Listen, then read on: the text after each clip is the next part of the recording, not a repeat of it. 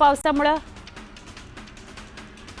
त्या खालोखाल तामिळनाडू 27 लाख, जाऊ द्या उत्तर प्रदेश 25 लाख, कर्नाटक पश्चिम बंगालचा जीडीपी 25 लाख, बाकी ठीक आहे, छोटे छोटे आहेत ते. 25-26 मध्ये सभापती महोदय अंदाजित राजकोषीय तूट 1,36,235 कोटी आहे, ती पण 2.76 आहे. म्हणजे 3% मर्यादेत, FRBMच्या 3% मर्यादेच्या आतमध्ये आपण आहोत. Fiscal responsibility and budget management act जो आहे, आणि त्यामुळे आपण कुठल्याही नियमांचं उल्लंघन केलेलं नाही. एवढ्या सगळ्या योजना देऊन सुद्धा, आणि यावर्षी आपला 95.20% महसूल जमा झाला. 2025-26 मध्ये सुद्धा 100% महसूल जमा होईल. त्यामुळे टेन्शन घेण्याचं कारण नाही. सगळं व्यवस्थित चालेल. राज्याची अर्थव्यवस्था चांगली आहे आणि ती सांभाळायला राज्य सरकार सक्षम आहे. कारण शेवटी या राज्यात इन्फ्रास्ट्रक्चर प्रोजेक्ट सगळ्यात जास्त आहे देशामध्ये. त्यामुळे इन्फ्रा प्रोजेक्ट ज्या राज्याचे जास्त, त्या राज्याची प्रगती होते. इतर अलाइड इंडस्ट्रीज येतात, बाकी त्याला बांधकामाला लागलेलं साहित्य येतं, सिमेंट येतं, रेती येतं, स्टील येतं, सगळं येतं. आणि त्यामुळे हे GST आणि टॅक्स हे सगळ्या जे काय आहे त्याच्या माध्यमातून देखील लोकांना आपल्या सरकारला पैसे मिळतात.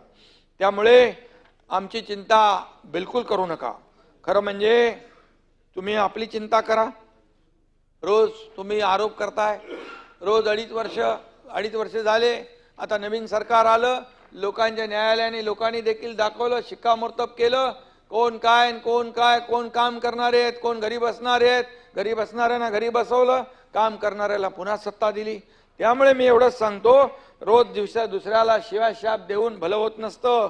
दुसऱ्याची लाईन कापण्यापेक्षा आपल्या कामाची लाईन मोठी करा, तर फायदा होईल. आत्मपरीक्षण करा, आत्मचिंतन करा. गरिबांविषयीचा तुमचा कळवळा किती खरा आणि किती खोटा आहे आम्हाला माहित आहे. कविवर्य सुरेश भट यांच्या शब्दात सांगायचं तर, सभापती महोदय, खोटे हसू, खोटे रडू, खोटीच ही संभाषणे, गरिबांच्या तोंडची खिचडी खाणारे तुमचा खोटेरडेपणा आता सगळ्यांना कळून चुकलेला आहे. हे म्हणून हे खोटे उमाळे आणि जिवाळे हे देखील लोकांना माहीत आहे. आणि म्हणून काही लोकांनी टीकात्मक यामध्ये सरकारच्या विरोधामध्ये काही आरोपी केलेत.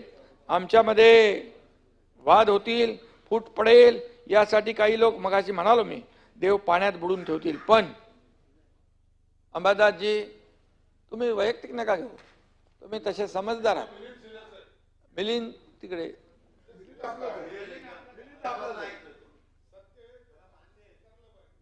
सत्य स्वीकारलं पाहिजे. सत्य हार सकता है लेकिन परेशान नहीं हो सकता है. परेशान हो सकता है, पराजित नहीं हो सकता है. जो हम तक पहुंच नहीं सकते वो हमको क्या गिराएंगे. तो हमसे दुश्मनी करने के पहले अपना कद ऊंचा करो, बराबरी होगी तो ही मुकाबले में मजा होगी.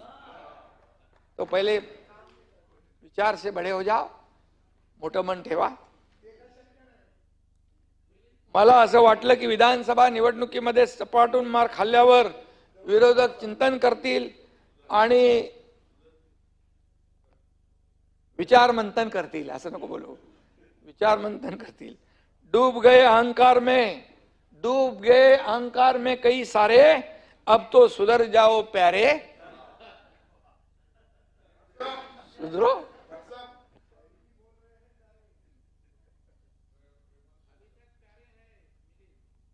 काँग्रेसने नानाभाऊंकडून खुर्ची काढून घेतली आणि सपकाळाने, नानाभाऊ खाली आहेत, आमचे नानाभाऊ बरे होते असे म्हणायची वेळ सपकाळांनी आणली. त्यांना देवेंद्रजी औरंगजेब वाटले. कुठे गेले, भाई गेले वाटतं.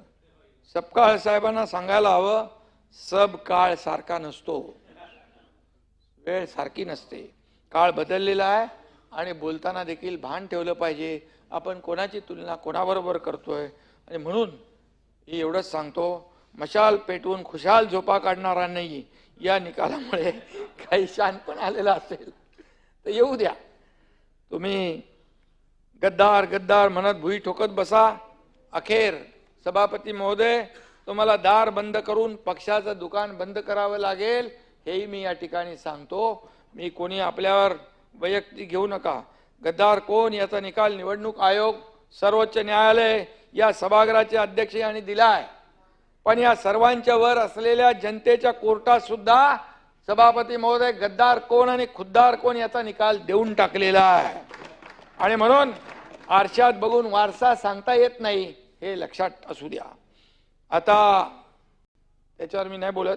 किती सुपाऱ्या देऊन बदनामीच्या ज्या काय मोहिमा चालवल्यात तरी त्यामुळे काय फरक पडणार नाही. आता काही पाखंडी लोक पुढे करून काही शिखंडी लोक त्याचा आधार घेत आहेत. हे दुर्दैवाने मी या ठिकाणी सांगतो. मी अशा पद्धतीने बोलत नाही, परंतु रोज तुमचं जे काही चालू आहे विरोधकांकडून यामध्ये अतिशय म्हणजे सकारात्मक ज्या काही गोष्टी आहेत, पॉझिटिव्ह आहेत, विकासाच्या आहेत, लोकाभिमुख आहेत, त्या सगळ्या बाजूला होतात. आणि म्हणून कुठल्याही परिस्थितीमध्ये मी सांगतो, कुठल्या संविधानाच्या आणि अभिव्यक्ती स्वातंत्र्याच्या गप्पा नेहमी मारतात, परंतु आपल्याला आम्ही सांगतो संविधान त्याची चर्चा होणार आहे. परंतु भारतरत्न डॉक्टर बाबासाहेब आंबेडकर यांचं संविधान, त्याच्या संविधानाच्या आधारावर हे आम्ही सरकारचा कारभार करतोय. आणि म्हणून मी आपल्याला एवढंच सांगतो, तुम्ही जेव्हा स्वातंत्र्याच्या अभिव्यक्ती स्वातंत्र्याच्या गप्पा मारता त्याच्या पुढे दोन बोटं समोर असतात, 3 बोटं आपल्याकडे असतात. तर मर्चंट नेव्हीतल्या निवृत्त अधिकाऱ्याला बेदम मारताना कुठं होतं तुमच्या हातातलं संविधान? हे लोकांनी पाहिलेलं आहे. प्रणित मोरेला सोलापुरात मारलं तेव्हा कुठं होतं संविधान?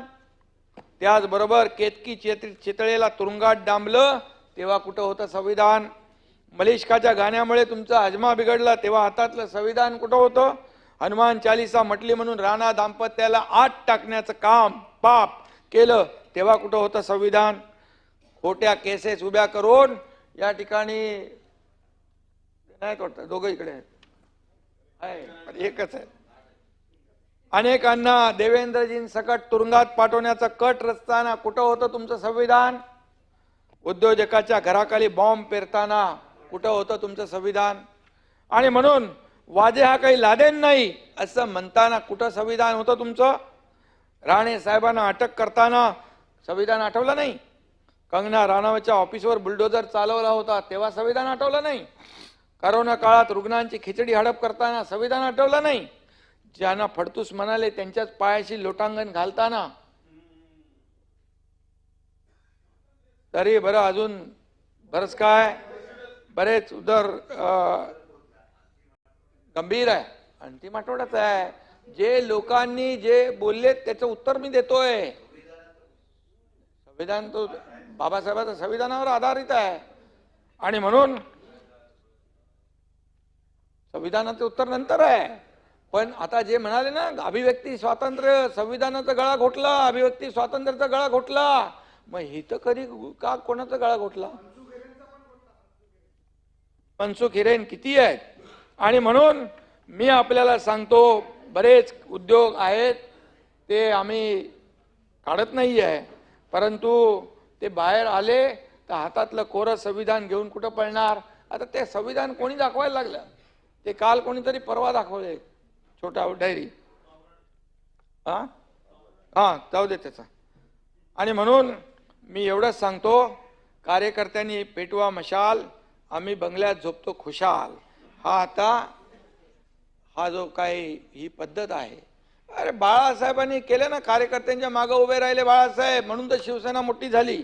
आणि म्हणून मी त्या याच्यात जात नाही राजकारणामध्ये, परंतु बोलताना आरोप करताना रोज पायऱ्यांवर आरोप करता, रोज मीडियासमोर आरोप करता, जो रोज हे करता. अरे झाले 2.5 वर्ष, लोकांनी दाखवलं कोण खरं आहे कोण खोटं आहे, कोण लोकांचं आहे कोण जनतेचं आहे, कोण लोकांसाठी काम करतंय, झालं सगळं. तरी सुद्धा सुधरा.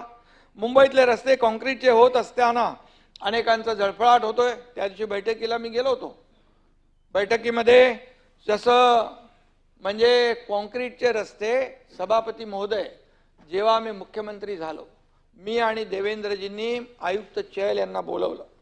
यापूर्वी देखील ते कुठंतरी सांगितलंय आणि सांगितलंय दर पावसाळ्यात पडणारे खड्डे आणि खड्ड्यांमुळे होणारा त्रास, जाणारा लोकांचा जीव, हे कधी बंद होणार? कॉन्क्रीटचे रस्ते का करत नाही? मग आपण पहिल्या टप्प्यात 321 किलोमीटर आणि दुसऱ्या टप्प्यामध्ये जवळपास 400 किलोमीटर असे 700च्या वर 301 आणि 400 701 किलोमीटरचे रस्ते आपण कॉन्क्रीटचे सुरू केले. आता कॉन्क्रीटचे रस्ते सुरू केले, आता थोडं काम सुरू आहे, त्यामुळे थोडी गैरसोय नक्की होत असेल, परंतु हे काम कंप्लीट झाल्यानंतर पुढे 20-25 वर्ष मुंबई खड्डेमुक्त होईल. हे चांगलं काम आम्ही करतोय की नाही? मग का पोटदुखी होतीये? का त्याच्यामध्ये डांबराचे रस्ते गेले 10-15 वर्ष डांबरामध्ये तुम्ही दुरुस्तीच्या नावाखाली 3-3.5 हजार कोटी रुपये जे मलिदा, जे लोकांचे बर्बाद झाले, जे लोकांचे वाया गेले, याला जबाबदार कोण? जसा आणि म्हणून या ठिकाणी डांबरात हात काळे करण्याची संधी आता मिळणार नाही. आणि म्हणून जसा राजाचा जीव पोपटात असतो तसा काही जणांचा जीव मुंबईच्या रस्त्यात आहे. आणि म्हणून या ठिकाणी जुन्या ठेकेदारांची मोनोपॉली आम्ही तोडून टाकली, नवे, त्यामुळे काही लोक बिथरलेत. आणि म्हणून या ठिकाणी कॉन्क्रीटच्या रस्त्यांच्या कामाची चौकशी झाली पाहिजे असं जे लोक म्हणतात, नक्की चौकशी करायला पाहिजे. जिथं चुकीचं आहे तिथं चुकीचं आहे. ही महापालिका म्हणजे मुंबई शहरातल्या लोकांचे पैसे आहेत, परंतु त्याचबरोबर 15 वर्षात डांबर का सांबर कोणी खाल्ला हे देखील तिथं पुढे आलं पाहिजे. त्याची चौकशी झाली पाहिजे. आणि दूध का दूध, पाणी का पाणी समोर आलं पाहिजे. रस्त्यावरचे खड्डे कोणाचे भ्रष्टाचाराचे अड्डे होते हे आम्हाला माहित आहे. आणि म्हणून त्या दिवशी काही मिस्टर बीन नी डस्टबिनचा उल्लेख केला. सर्वसामान्य शिवसैनिकांचा मिस्टर बीन आहे ना, मिस्टर बीन, सर्वसामान्य शिवसैनिकांना कचरा समजण्याची वृत्ती, त्यामुळे हे हाल झालेत. सगळेजण गेले. कचऱ्यातून जी एनर्जी सभापती महोदय निर्माण झाली ना, त्याचा हाय व्होल्टेज शॉक बसलाय आणि त्यातून काही लोक अजून सावरलेले नाहीत. बाळासाहेबांची शिवशाही त्यांनी काँग्रेसच्या डस्टबिन मध्ये टाकली होती, ती आम्ही सुरक्षित बाहेर काढण्याचा प्रयत्न केलेला आहे.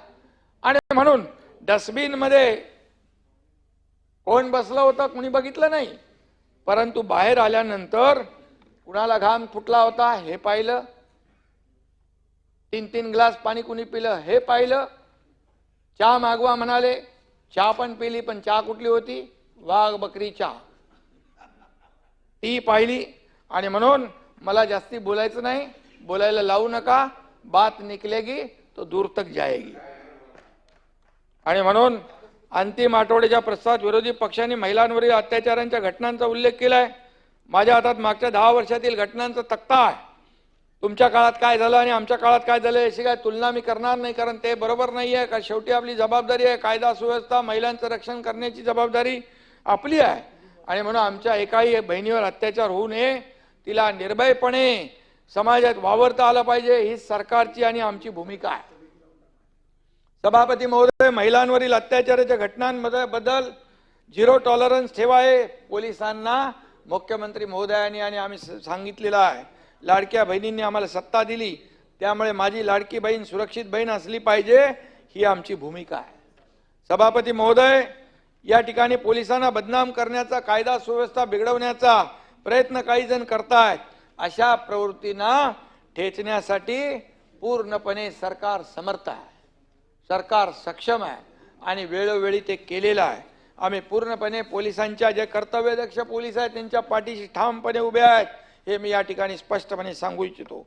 आज संपूर्ण देशात महाराष्ट्राकडे एक प्रगतिशील आणि शांतताप्रिय राज्य म्हणून पाहिलं जातं. आणि म्हणून तसं नसतं तर सर्वाधिक गुंतवणूक या आपल्या महाराष्ट्रात आली नसती, विदेशी गुंतवणूकदारांनी एवढा विश्वास दाखवला नसता. आज मी सांगू इच्छितो की जास्तीत जास्त गुन्हे सिद्ध करण्याचं आमचे प्रयत्न यशस्वी होत आहेत. संपूर्ण देशाचा जर आपण विचार केला तर शहरी गुन्हेगारीत पहिल्या 5 क्रमांकात राज्यातील एकही शहर नाही. आता कायद्यामधील काही तरतुदींमुळे महिलांचा पोलिसांवरचा विश्वास वाढला आहे. त्या तक्रारी करायला पुढे येत आहेत. त्यांच्यासाठी पोलीस देखील तात्काळ कुठल्याही महिलेच्या तक्रारीला प्राधान्य देत आहेत आणि तातडीने गुन्हेगाराचा शोध घेणं, त्याच्या विरुद्ध पुरावे जमा करणं, कोर्टात त्याला सादर करणं, या गोष्टीमध्ये, या प्रक्रियेमध्ये आमूलाग्र बदल झालेला आहे. एखाद्या महिलेवर अत्याचार झाला तर 60 दिवसात आरोपपत्र दाखल करण्यात येतं. त्याचं जर प्रमाण आपण पाहिलं तर राज्याचा दर 90% आहे. तो 100% करण्याचा आमचा प्रयत्न आहे आणि तो नक्की करू.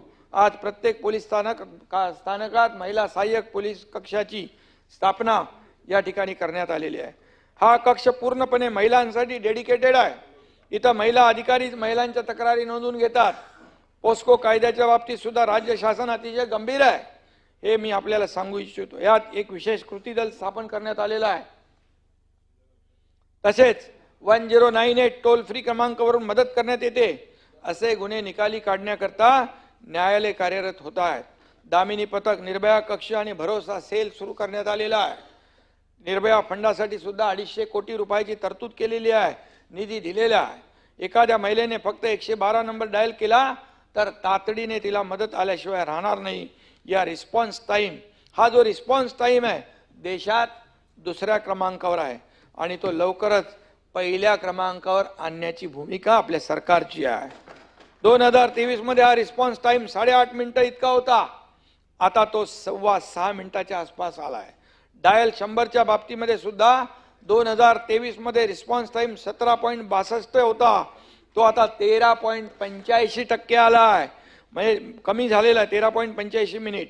पोलिसांच्या 1,500 फोर व्हीलर आणि 2,2500 दुचाकींवर मोबाईल डिव्हाइस टर्मिनल आणि GPS यंत्रणा सुरू केलेली आहे. याच पद्धतीने अनैतिक मानवी वाहतूक रोखण्यासाठी पोलिसांचे आणि गृह विभागाचे समन्वय कक्ष आहेत आणि या कक्षांकडून योग्य ती कारवाई तातडीने करण्यात येते. ऑपरेशन मुस्कान हे नाव आपण सगळ्यांनी ऐकलेलं आहे. लहान मुलांच्या शोधासाठी हे ऑपरेशन मुस्कान काम करते. संपूर्ण देशात राज्याच्या या उपक्रमाचा गौरव करण्यात आलेला आहे. ही देखील आपल्यासाठी अभिमानाची बाब आहे. राज्यामध्ये 38,910 लहान मुलांना त्यांच्या पालकांची गाठ भेट घालून देण्यात आली. त्यांना शोधलं ऑपरेशन मुस्कानच्या माध्यमातून आणि पालकांच्या स्वाधीन केलेला आहे. पोलीस तातडीने ऍक्शन घेतात आणि संबंधित गुन्हेगारांना दोष सिद्ध करण्यात कमी पडतात. यावर अनेक लोकांनी चर्चा केलेली आहे, चर्चा होत असते. पण मी खात्रीपूर्वक सभापती महोदय सांगू इच्छितो की गेल्या काही वर्षामध्ये शासनाने जे काही प्रयत्न केलेत त्यामुळे दोष सिद्धीचा दर दरवर्षी वाढतो आहे. 2015 मध्ये तो 33% होता. 2024 मध्ये हा दर 50.5% पर्यंत पोहोचला आहे. आता तो 75% पर्यंत जाईल अशा प्रकारची कार्यवाही आपली सुरू आहे. गुन्हे सिद्ध करण्यासाठी AI सिस्टीम म्हणजे कृत्रिम बुद्धिमत्तेचा मोठ्या प्रमाणात उपयोग करण्यात येतोय. ट्रॅफिक मॅनेजमेंट मध्ये AI वर आधारित CCTVचा उपयोग करण्यात येतोय. यासाठी गुगल कंपनी बरोबर centre of excellence in AI करार करण्यात आलेला आहे. आता मुंबईमध्ये दुसऱ्या टप्प्यात 6,935, पुण्यामध्ये 3,495 CCTV कॅमेरे आणि ठाण्यामध्ये 6,051 कॅमेरे लावायचं काम सुरू झालं आहे. इंटरनॅशनल टुरिझम फेस्टिवल कंपनीने Dadasaheb Phalke international film festival या ट्रेडमार्कचा गैरवापर केला आहे. गुन्हा दाखल करून दोघांना अटक केलेली आहे. बँक खाती गोठवलेली आहे. टोरेज ज्वेलर्स प्रकरणी 53 आरोपीपैकी 20 जणांना अटक केलेली आहे. या गुन्ह्यात 178 कोटी 54 लाखाची फसवणूक झाली आहे. सुमारे 60 कोटी रुपयांचा मुद्देमाल सभापती महोदय जप्त केलेला आहे. प्रत्येक जिल्ह्यात फायनान्शियल इंटेलिजन्स युनिट स्थापन आपण करतोय अंतिम आठवडा प्रस्तावात. आणि म्हणून या पोलिसांच्या बाबतीमध्ये हे जे काही आता गेल्या 2.5 वर्षामध्ये आणि आता इथून पुढं जे काय आमूलाग्र पद्धतीमध्ये आपण बदल करतोय यामुळे नक्की गुन्हेगारांवर वचक बसेल आणि गुन्हेगार अशा प्रकारच्या आपल्या आया बहिणींना मुलीबाळींना हे म्हणजे त्यांच्यावर अन्याय अत्याचार करण्याला धजावणार नाहीत अशा प्रकारचा प्रयत्न आमचा आहे. अंतिम आठवडा प्रस्तावात विशाळगडावरील अतिक्रमण हटवण्याला विरोध दर्शवला गेला आहे असं कोणीतरी म्हणालं. आणि मला एवढंच सांगायचं आहे, औरंगजेबाच्या कबरीला विरोध केल्याबद्दल, नागपूरच्या दंगलीबद्दल